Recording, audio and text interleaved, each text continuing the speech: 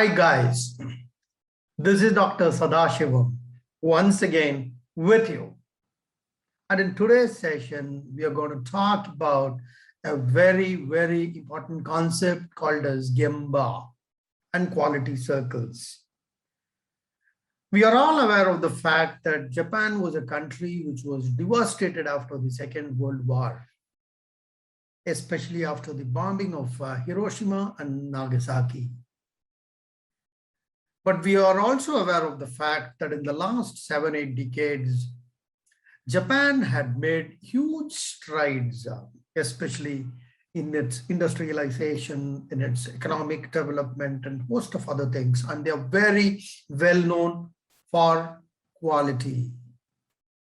Whenever we talk about Japan, the first thing that comes to our mind is their quality consciousness.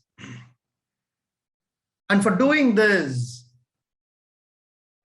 they had implemented lots and lots of concepts, lots and lots of philosophies have gone into their production process, their quality control process, their customer relationship process, all aspects of marketing, post-marketing, etc., etc. So many philosophies are there, out of which one of the most important concept is Gemba and quality circles.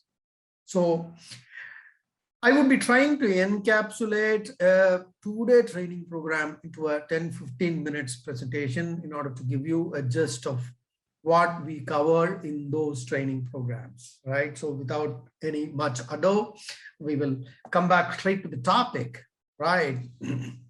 Now, firstly, we would like to understand what is the meaning of the word Gemba. Now, Gemba is part of 3G. Not that 3G, a scam. We're talking about other 3G, out of which G is one of the 3Gs is Gemba. We will talk about the other 2Gs also. That's a philosophy, right? Now, Gemba means going to the real place. What it does, it pushes the importance of leadership to understand what is happening at every level. We are talking about the first-hand knowledge, not the knowledge or information we acquire through people. They're all second-hand information. We are talking about the first-hand information that is typically going to the spot and finding out what is happening, right? We have always seen journalists do that, right? When if you watch a news item, the journalist talks about what is happening and the journalist reports from the spot. We have seen many such coverages like Barka that did for Kargil war, etc. She's right on the spot. She's living those moments in the borders along with soldiers, and she's telecasting what is actually happening there. She's on the spot, and that is what is Gemba. And let us see how this concept is applied on a shop floor in the production area. That's what we are going to talk about. Now, if you look at Gemba from the perspective of business, what does that mean? Gemba means that is a place where value is created. We are typically talking of value addition. Now, for example, I would like to give one simple example of Hindustan Petroleum, because that was one company where we organized this training program for 2 days, and we had received excellent feedbacks from the HPCL officers. So in case of HPCL, where is value generated? It is generated in the refinery, it's generated in the office, it is generated. Generally, people think, because some of the questions were asked in those training programs, people said it happens in the process. In fact, it is created everywhere. It's created in the storage tanks also. We gave them examples of how they add value in a storage tank, offshore installations, pipelines, laboratories, every single area within the company, some value or other is created on a day-and-day basis in the whole process roadmap. Now, before we handle this issue of Gemba, first we need to know what is a problem. A problem is not something new. The whole day is beset with problems. Life, whether it's personal or official, it throws up lots and lots of problems at us. And day in and day out, we surmount those problems. So, problem is nothing but it is a deviation from the expectation.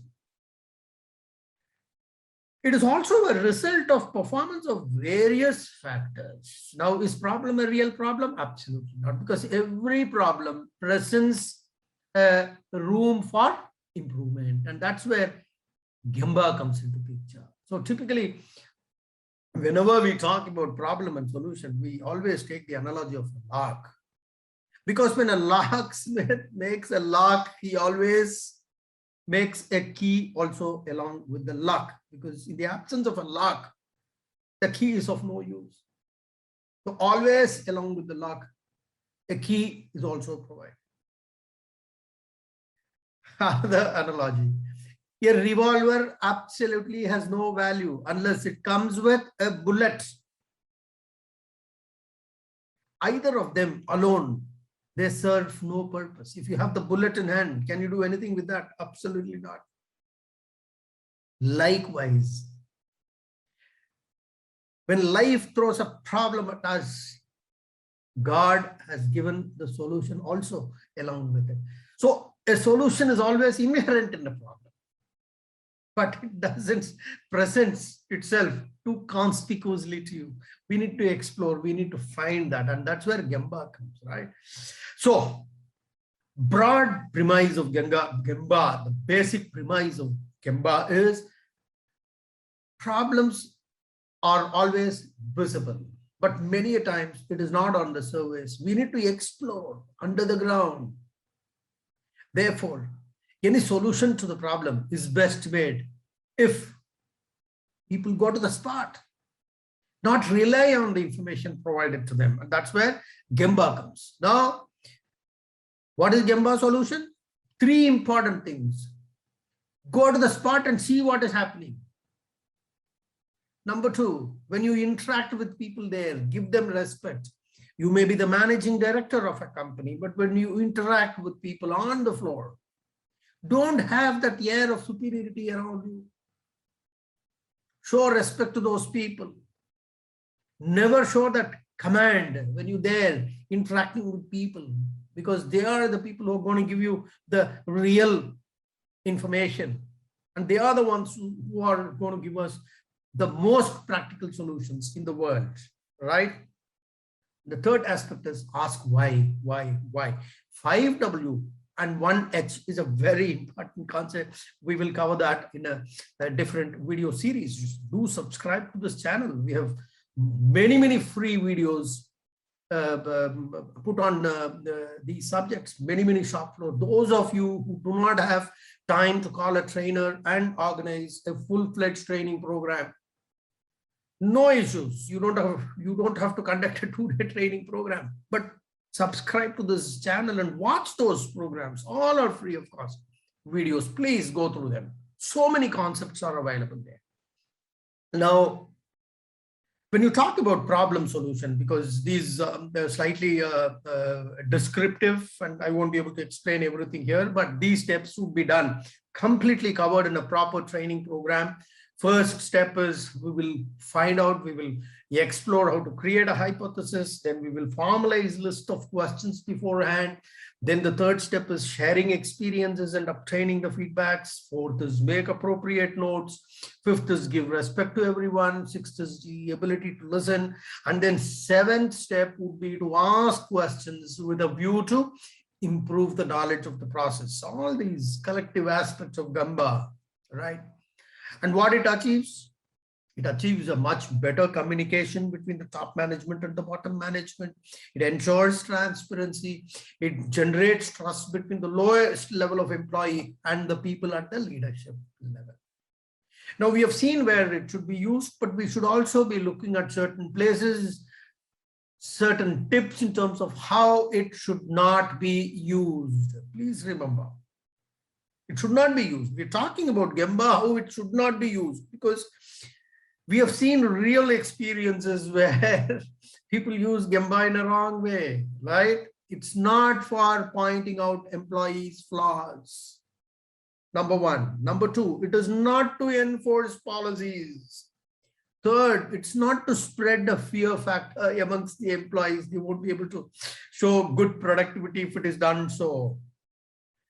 Fourth is informing the supervisory people much before the visit so that, people are decked up for the visit. Absolutely not. It should be a surprise visit. Now, if you ask me, are these four things important?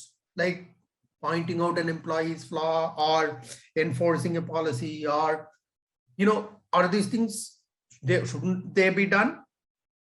Of course, they should be done. There is no reason why those things shouldn't be done. But all I'm trying to say is they should not be done when you are undertaking Gemba.